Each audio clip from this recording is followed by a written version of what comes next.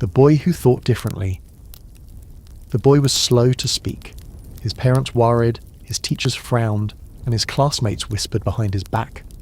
In the small German town of Ulm in 1879, Albert Einstein sat quietly by the window, lost in thoughts that were far too vast for a child's age. When other boys were playing outside, he stared at light, wondering what it would be like to chase a single beam through the sky. He didn't know it yet, but that simple question, what would happen if I could ride a light beam, would one day change humanity's understanding of the universe. Albert's father Hermann ran an unsuccessful electrical company. His mother Pauline was strict but loving, and filled the house with the sound of piano keys. Their home smelled of candle wax and solder, of dreams built from copper wires and quiet hope. But even there, young Albert felt out of place, too curious, too detached, too different. At school he was a disaster. Teachers called him lazy, even stupid. He hated memorization, despised rules, and refused to accept something just because it was written in a book. Imagination is more important than knowledge, he would later say. But at 13, imagination was his only friend. He found refuge in mathematics, the silent logic that never lied. Numbers, unlike people, always made sense. And when his uncle Jakob introduced him to algebra, Einstein's eyes lit up like stars. Equations became his playground, his safe haven from a world that misunderstood him. When his father's business failed, the family moved to Italy. Albert, lonely and restless, walked through the cobblestone streets of Milan, feeling both free and lost. He loved the warmth of the Mediterranean sun, the hum of the streets, but he also carried a secret weight, the weight of not belonging anywhere. He dropped out of school at 15. The teacher said he would never amount to anything, and yet in that failure a new beginning waited. He renounced his German citizenship and wandered as a young man without a country, searching for meaning beyond borders. In Switzerland, at the Polytechnic in Zurich, he met Mileva Merrick, a brilliant and determined woman who shared his hunger for knowledge. Together they spent nights under the dim light of oil lamps, solving equations and dreaming of a universe still hidden behind the veil of mystery. For the first time, Albert felt understood. But love and genius are rarely easy companions. The more he dove into his thoughts, the more the world around him faded. Bills piled up, letters went unanswered, and Mileva's eyes filled with quiet disappointment. Einstein wanted to change the world, but he was already losing the person who believed in him the most. By the time he graduated, no university wanted him. His professors saw him as a rebel, brilliant but undisciplined. He wrote desperate letters looking for work, but doors stayed closed. Finally, a small position opened at the Swiss Patent Office in Bern. It wasn't what he dreamed of, but it gave him something priceless. Time. Time to think, time to dream, time to rewrite reality itself. Every morning he walked the same cobbled road to the dull grey office. He reviewed patent applications for electric machines, filing the inventions of others while nurturing his own ideas in secret. On lunch breaks, he scribbled equations on scraps of paper, lost in thought while his sandwich grew cold. He was 26 when everything changed. The year 1905, his annus mirabilis, his miracle year, arrived quietly, like a whisper before a storm. Within 12 months he published 4 papers that would forever alter the foundations of physics. One explained the photoelectric effect, proving that light behaved like particles. Another introduced special relativity, the idea that time and space themselves could bend. To the scientific world, it was as if a comet had streaked across the sky. Out of nowhere, a lowly patent clerk had redefined the cosmos.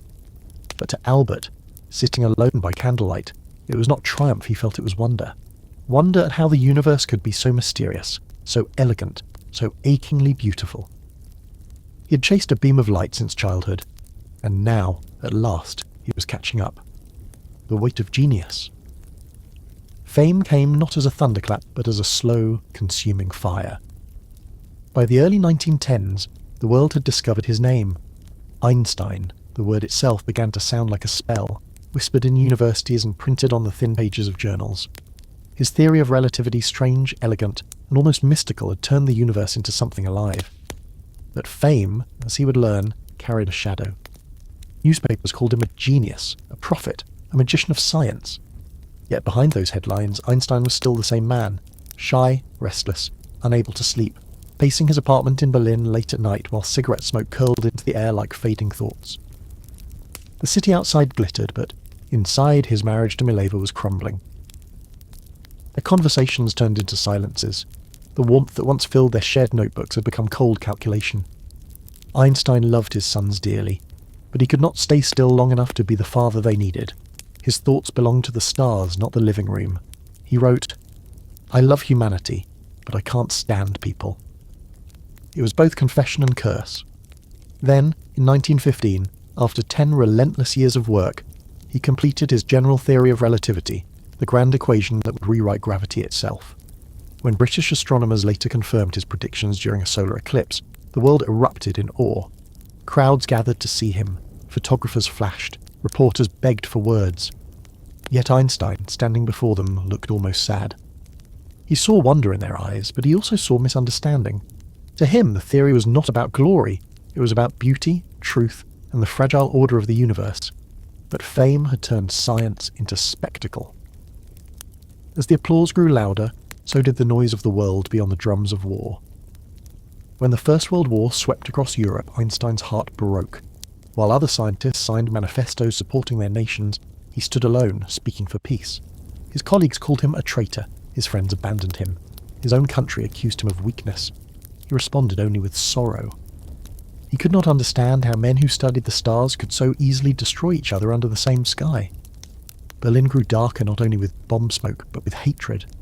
Anti-Semitism spread through the streets, whispered in cafes, shouted in newspapers. Einstein's Jewish heritage became a target. His letters were intercepted, his lectures disrupted. He began to fear for his life. And yet, he kept teaching, he kept writing. He kept believing that reason could still save the world. Then came 1933. Adolf Hitler rose to power. Germany, once his home, turned into a nightmare. His books were burned in public squares. His name was marked on blacklists. Friends urged him to flee. On a cold morning, he walked away from everything, from his country, from his house, from the piano that once filled his evenings with sound. He sailed across the Atlantic to America, carrying only a suitcase and his worn violin. When he stepped off the ship in New York, crowds cheered, but inside he felt like an exile, a man who had lost the language of belonging. In Princeton, he found a new refuge, a quiet life among trees and equations. He refused luxury, wore the same sweater every day, and preferred walking to any car ride. He became a citizen of the world, rootless but free. And yet, as the Second Great War loomed, even his peace was shattered. The same science he had once used to reveal the beauty of the universe was now being twisted into instruments of destruction.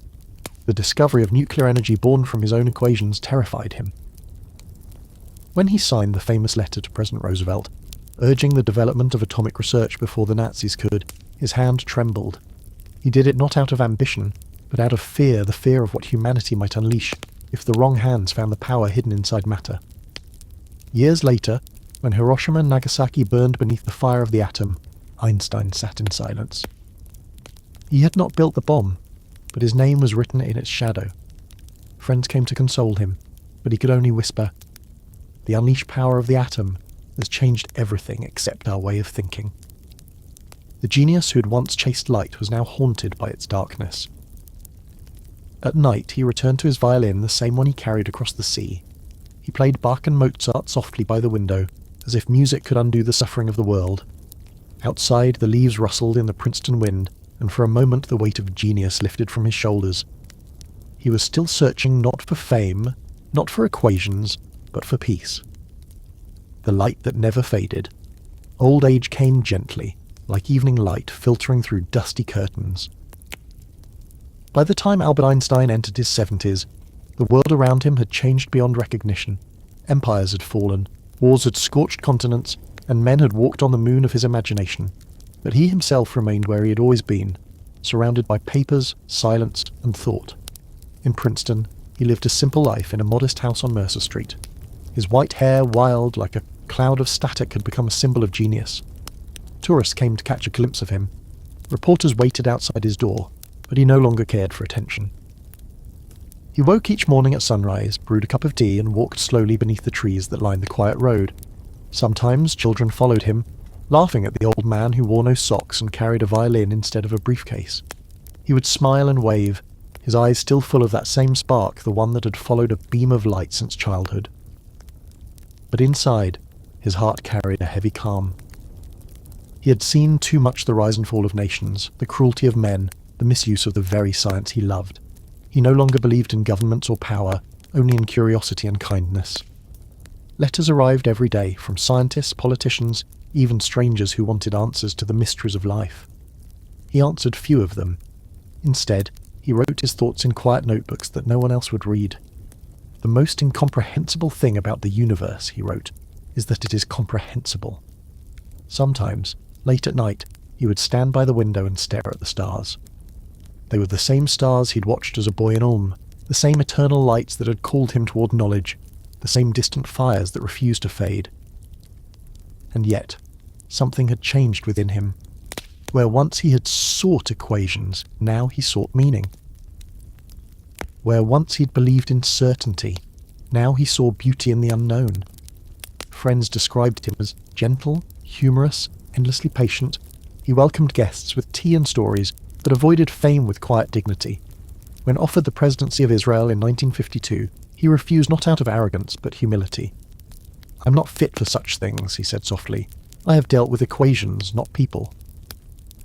He devoted his final years to a single impossible dream, a unified theory that would bind all the forces of nature into one elegant formula. He filled notebooks with symbols and lines, chasing the same mystery that had haunted him since youth, what lay beneath the fabric of reality itself. But the answer never came. His body weakened, though his mind remained sharp as light. He still smiled often, still played his violin when words failed, and sometimes, between the notes, he would whisper to himself, "God does not play dice with the universe." In April 1955, as spring returned to Princeton, Einstein fell ill. The doctors urged surgery, but he refused. "It is tasteless," he said, "to prolong life artificially. I have done my share. It is time to go." He spent his last night awake, not in pain, but in deep thought. Beside him lay papers filled with unfinished equations, his final attempt to unify the universe. The nurse found him at dawn, eyes closed, a faint smile on his face, as if he'd finally seen what he had been searching for all his life. His last words were spoken softly, in German, and lost forever. The nurse didn't understand the language. But perhaps they were not meant to be understood. Perhaps they were simply a whisper to the light he had chased for 76 years. After his death, his brain was secretly taken by a pathologist, dissected, studied, argued over. Scientists wanted to understand what made him different, but they missed the truth. His greatness had never been in the folds of his brain, but in the depth of his wonder. Years passed, and the world continued to move forward faster, louder, more complex. Yet, Einstein's gentle face still watched from the walls of classrooms and the pages of textbooks. Children learned his name before they learned the meaning of gravity. But if he could have spoken to them, he might have said, "Don't aim to be a genius. Aim to stay curious." Because that was what truly defined him, not the equations, not the fame, not even the theories, but the childlike awe that refused to die. And somewhere, in the infinite sea of stars, that same beam of light he once dreamed of chasing still travels onward, eternal, silent, pure, carrying with it the echo of a man who taught the world to look up and wonder.